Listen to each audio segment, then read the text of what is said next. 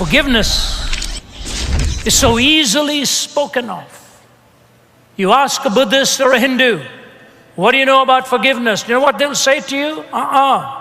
Karma, karma, karma. I pay my debt. I have to pay. You ask a Muslim, do you know you're going to enter paradise? He'll say, no, I'm never certain. My good deeds will have to outweigh my bad deeds. These are not pejorative statements. These are doctrinally legitimate statements of what they believe. You pay, you pay, you pay. Christ offers you forgiveness by paying the penalty himself. Ravi became a father and a friend and a mentor to so many. But he always pointed us to Christ.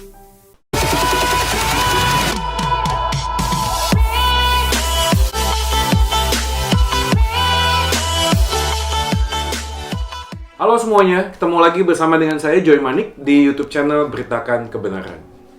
True faith always seeking understanding. Nah teman-teman sekalian, kali ini saya akan bagiin beberapa hal yang berkaitan dengan Memorial Day about one of the best apologists, Christian apologists, Ravi Zacharias.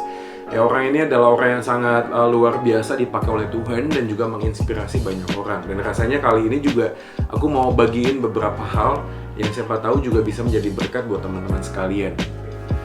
Saya akan memulainya dengan pengalaman saya kurang lebih 2 atau 3 tahun yang lalu. Saya bersama dengan beberapa rekan Indonesia juga berangkat di RZIM di Chennai. Ini adalah kota yang sangat bersejarah untuk iman Kristen, tentunya adalah Rasul Thomas yang kemudian juga melalui sejarah diketahui dia mati martir di sana di India, di Chennai, dalam misinya memberitakan tentang Injil Kristus. Dan kota ini juga menjadi kota di mana Ravi itu lahir dan juga menjadi satu tempat turning point-nya buat dia sih. Jadi dikisahkan di usia 17 tahun dia mau bunuh diri. Lalu kemudian pada waktu ada di rumah sakit, seseorang datang memberikan Bible, ya, Alkitab, lalu membacakan dari kitab Yohanes kalau nggak salah, ya. Karena aku hidup maka kamu juga pasti akan hidup. Ya, perkataan Tuhan Yesus ini menggentarkan hatinya dan kemudian dia menjadi orang yang betul-betul dipakai oleh Tuhan. Lalu perjalanan saya di sana di Chennai kan ikut sebuah kursus singkat ya, kurang lebih 2 minggu tentang apologetika. Di sana saya betul-betul dibukakan banyak hal, bukan cuma sekedar tentang pengetahuan bagaimana bisa berbicara tentang iman Kristen di tengah-tengah pluralisme dunia ini ya, berkaitan dengan banyak agama dan kepercayaan dan keyakinan, belum juga filsafat di balik semua kehidupan yang ada di dunia ini. Saya juga banyak mendapatkan inspirasi khususnya melalui perjalanan hidup dari live streaming tentang Memorial Day-nya yang sangat luar biasa menurut saya, bukan cuma karena Ravinya yang luar biasa, tetapi karena di dalam acara tersebut betul-betul Kristus tuh ditinggikan. Kesempatan ini untuk menantang orang untuk kembali kepada Kristus, bertobat dan mengenal Yesus sebagai satu-satunya Tuhan dan Juru Selamat. Dan anyway, ini bukan cuma sekedar Tuhan dan Juru Selamat, tapi juga Kristus memberikan sebuah jawaban tentang kasih. Maka dalam kesempatan ini saya akan bagiin 3 hal yang saya dapetin personally ya, dan harapannya juga boleh menjadi berkat buat teman-teman sekalian. Oke, yang pertama adalah bagian yang sangat luar biasa adalah berkali-kali saya mendapatkan insight tentang apologetika dan jiwa. Jadi poin yang pertama yang saya dapetin adalah Ravi Zacharias dan semua timnya itu menempatkan jiwa atau pribadi itu menjadi nomor 1 ya. Jadi dia mengatakan gini, Jesus came to this world not to win the debate. Jadi Yesus datang ke dalam dunia ini bukan untuk memenangkan sebuah perdebatan, but Jesus came to win a person. Jadi Tuhan Yesus datang untuk memenangkan jiwa, dan itu menjadi filosofi yang paling kentara di dalam dunia apologetika sebenarnya, yang kadangkala kita ini terjebak di dalam sebuah perdebatan tentang doktrin, tentang ajaran, tentang keyakinan, tapi kita sebagai orang Kristen malah terjebak di dalam perdebatan itu, tau nggak? Jadi kita malah tidak melihat the questioner behind the question, tidak melihat penanya di balik sebuah pertanyaan yang disampaikan. Dan dari semua orang yang berbicara tentang Ravi Zacharias pada waktu Memorial Day ini, saya meng-highlight bahwa apa yang disampaikan oleh Ravi itu bukan sekedar menjawab pertanyaan, tapi menjawab sang penanya, jiwanya. Maka dia sangat menempatkan jiwa sebagai imago Dei, sebagai gambar dan rupa Allah itu menjadi poin penting di dalam semua argumentasi yang dia sampaikan. Dan ini betul-betul mengingatkan saya kembali bahwa apologesis Kristen itu bukan cuma sekedar berargumentasi tentang pengetahuan, tentang pengalaman, tentang keyakinan, tapi sebenarnya sedang berbicara dari jiwa ke jiwa, enggak sih? Di poin penting di dalam pelayanan apapun itu bentuknya, khotbah, mengajar, ya, melayani pastoral, bukan hanya apa yang disampaikan oleh orang lain itu menjadi penting, tetapi juga apa yang menjadi dorongan orang itu bertanya, pergumulan-pergumulan apapun. Dan saya menjadi teringat ketika Tuhan percayakan saya untuk membawakan beberapa seminar yang berkaitan dengan apologetika, lalu berjumpa dengan sebuah sesi Q&A, tanya jawab. Pertanyaan yang disampaikan oleh audiens, peserta, pertanyaan yang mudah untuk dijawab, tapi selalu akan ada jawaban. Tapi yang jauh daripada itu sebenarnya adalah mengapa orang itu bertanya demikian. Poin yang kedua yang saya dapetin adalah tentang keluarga sih. Dan ini menarik sekali bagi saya waktu saya melihat semua reviewnya.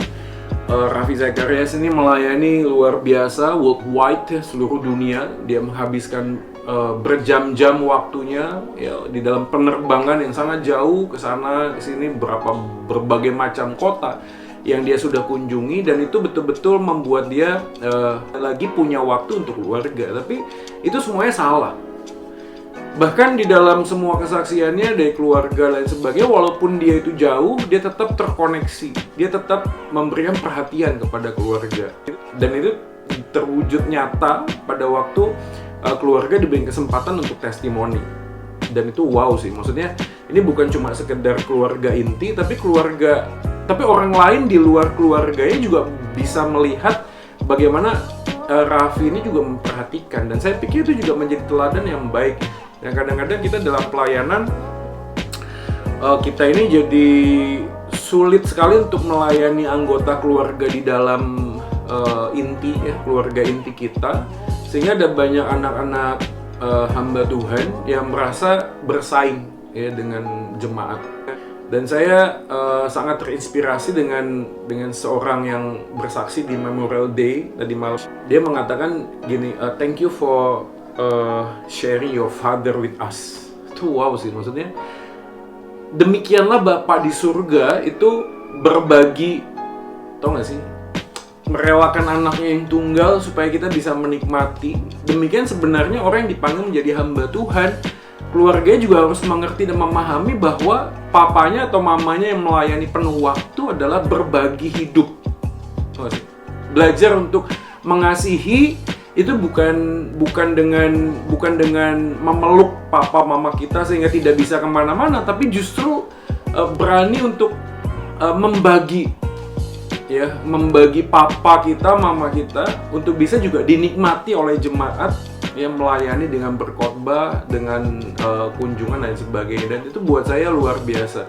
Dan saya yakin tidak mudah untuk kita sebagai hamba Tuhan untuk bisa melayani khusus di dalam jemaat, ya, berkhotbah ke berbagai macam kota dan sebagainya, tapi pada saat yang sama juga bisa berbagi hidup dengan keluarga kita. Panggilan Tuhan itu harusnya clear dan juga jelas untuk bersama dengan istri, suami, dengan anak-anak melihat bahwa ini panggilan yang khusus. Pelajaran yang ketiga yang saya dapetin adalah terkait dengan kerja keras. Nah, saya punya satu quote waktu itu yang saya taruh di Instagram. Kalau kita percaya lambat asal selamat, ya, lebih baik lambat asal selamat. Tetapi saya mengambil kalimat itu, kalau sudah selamat ngapain harus lambat? Ya, lambat asal selamat, tapi kalau sudah selamat ngapain lambat? Orang yang sudah di dalam Kristus itu harusnya beyond imagination. Artinya melayani itu harus betul-betul habis-habisan gitu loh, karena Yesus sudah habis-habisan mencintai, mengasihi kita. Ya, dan saya pikir kalau orang dunia saja demi uang, demi popularitas, demi kuasa begitu sangat bayar harga, bagaimana mungkin kita yang sudah dipanggil oleh Tuhan untuk memberitakan kebenaran firman bagi jiwa-jiwa yang sedang menanti dan haus akan firman Tuhan, kita berleha-leha, kita santai. Rasanya itu impossible. Dan saya melihat melalui kesaksian dari perjalanan Raffi Zacharias, dia luar biasa. Dari perjalanan pelayanan Raffi ini luar biasa. Maksudnya dia betul-betul berpikir untuk yang terbaik bagi rajanya, bagi Tuhannya, yaitu Yesus gitu. Dia tidak lagi berhitung, dia betul-betul habis-habisan melayani Tuhan. Bahkan di dalam sharing di dalam kehidupannya, betul-betul tidak lagi berpikir untuk dirinya sendiri gitu loh. Tidak lagi berpikir untuk dirinya sendiri, dia habis-habisan melayani Tuhan. Dan saya juga berharap teman-teman yang mendapatkan melihat video ini juga terinspirasi melalui kehidupan beliau yang kita nggak tahu usia kita tuh kapan kita akan dipanggil pulang oleh Tuhan. Tapi lagi-lagi kan bukan semata karena panjang atau pendeknya usia kita, tetapi apa dan bagaimana kita mengisi waktu yang kita sedang jalani ini gitu loh. Ya, waktu yang sedang kita jalani ini kita mau habis-habiskan nggak buat Tuhan gitu loh. Kita mau totalitas nggak? Walaupun memang di dalam perjalanan pelayanan kita, hal yang paling sulit adalah gimana kita membawa seluruh gerbong di dalam keluarga kita itu untuk melihat apa yang menjadi visi Tuhan kepada kita. Perlu hikmat, ya. Perlu juga kerja keras. Juga yang paling penting adalah perlu kasih sih, kasih yang mendalam kepada Kristus yang sudah mengasihi kita, dan juga kasih kepada sesama kita. Bagaimana kita melihat jiwa-jiwa yang belum mengenal Tuhan, dan bagaimana kita menginterpretasikan pelayanan yang bukan hanya sekedar kita ini di dalam gereja, di dalam institusi, tetapi punya visi yang jelas, yang luas ya bagi kerajaan Allah. Karena ladang sudah menguning, siap untuk dituai, dan siapakah yang akan bekerja? Dan kita akan bekerja selama masih ada siang, karena akan datang malam di mana seorang pun tidak akan ada yang bisa bekerja lagi. Once again, thank you Raffi Zacharias for your inspiration of life. Thank you for your ministry. Itu 3 pelajaran yang kiranya selama kita masih ada di situasi yang seperti ini, teman-teman sekalian tetap bersemangat untuk melayani Tuhan. Minta hikmat kepada Tuhan bagaimana kita bisa menjadi berkat buat banyak orang. Dan kerajaan Allah bisa ditinggikan dan dimuliakan di seluruh dunia ini. Tuhan memberkati. Soli Deo Gloria. God bless you.